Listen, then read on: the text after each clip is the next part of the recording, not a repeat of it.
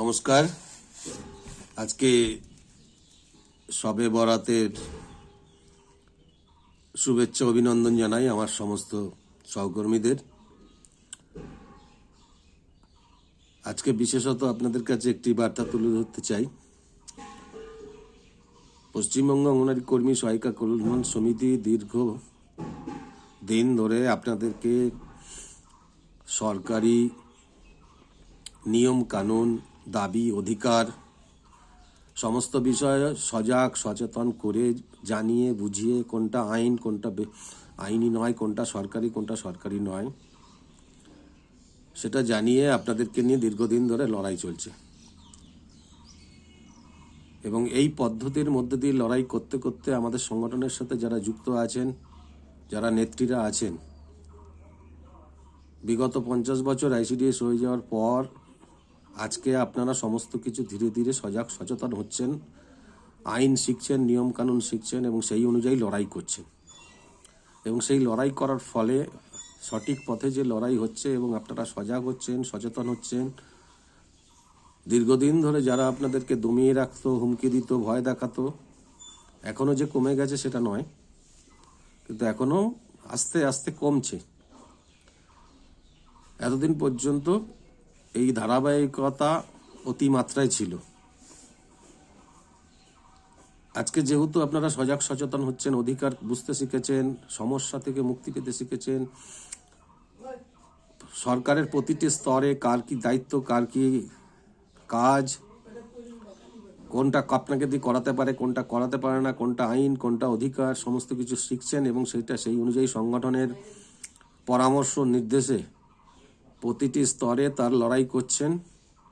এটা কিন্তু সকলের পছন্দ হচ্ছে না, কারণ আপনাদের অজ্ঞানতা, সচেতনতার অভাব, নিয়ম কানুন আইন না জানা তাদের কাছে একটি হাতিয়ার ছিল যে যেরমভাবে খুশি ভয় দেখানো যায়, যা খুশি বুঝিয়ে দেওয়া যায় এবং যা খুশি তো এতদিন বুঝিয়ে দিত এবং সেই অনুযায়ী চলতো।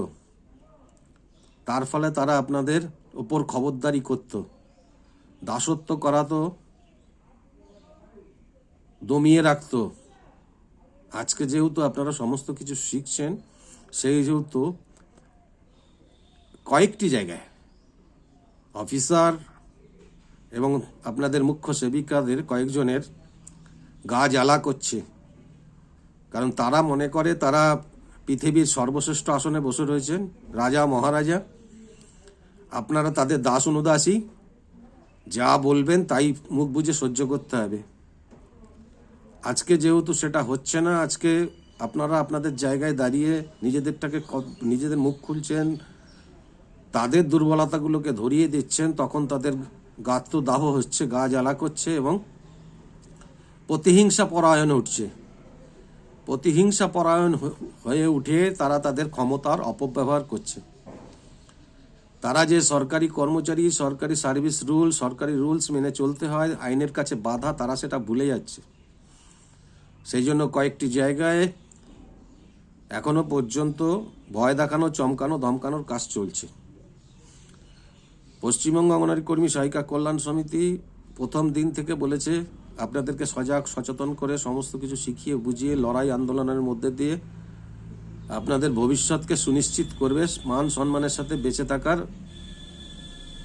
লড়াই করে যাবে। এমন কোনো সিদ্ধান্ত নেবে না যেখানে আপনাদের ক্ষতি হতে পারে।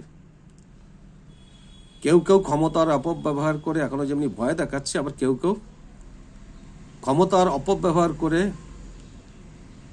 নিজেদের বিপদ তারা ডেকে আনতে পারে। কোথাও কোথাও বলছে বিল জমা নেবো না, কোথাও কোথাও বলছে বেতন আটকে দেবো মোবাইলের বিল না দেওয়ার জন্য। এক্ষেত্রে সেটা আপনারা নিশ্চিত থাকবেন, কেউ কিছু করতে পারবে না। আমরা এমন কোনো সিদ্ধান্ত নেব না যেটা আপনাদের ক্ষতি হবে। তাই স্বাভাবিকভাবে যারা যারা করছে তাদের নোটগুলো রাখুন, মেসেজগুলো স্ক্রিনশট রাখুন, ফোন কল রেকর্ড করুন। যারা বলবে বেতন আটকে দেবো, বিল জমা নেব না, সেখানে আমাদের সংগঠনের নির্দেশিত লিখিত অফিসে জমা দেবেন। তারপরে কার ক্ষমতা আছে বেতন আটকানোর, বিল জমা না নেওয়ার, তার পরবর্তী পদক্ষেপ আছে। আপনারা যেভাবে লড়াই করছেন সেভাবে লড়াই করবেন। যে কোনো লড়াই শুরু করে শেষ করতে হয়, মাঝপথে ভয়ে কিন্তু কোনো সময় থেমে যাবেন না, তাহলে যে আপনাকে ভয় দেখাচ্ছিল এত বছর ধরে সে আবার ভয় দেখাতে শুরুই থামবে না, সে ভয় দেখাতেই থাকবে। প্রত্যেকটি লড়াইয়ের একটা শেষ আছে, সেইখানে গিয়ে সেই পর্যায়ে গিয়ে লড়াই থেকে সরে আসবেন। হয় জয় নয় পরাজয়, যে কোনো একটি লড়াইতে হয়।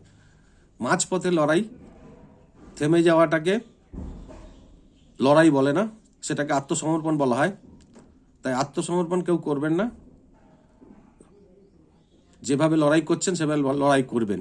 বাকি যারা গতকাল একটি অফিসারের ভয়েস মেসেজ আমাদের কাছে এসছে, তাকে আদালতে আমি টানবই যেভাবে হোক, যদি একবার বন্ধ করে দেখাক সাহস থাকে কী ব্যবস্থা নিচ্ছে তিনি, তার পরিপ্রেক্ষিতে ওনার বিরুদ্ধে ব্যবস্থা নেবই।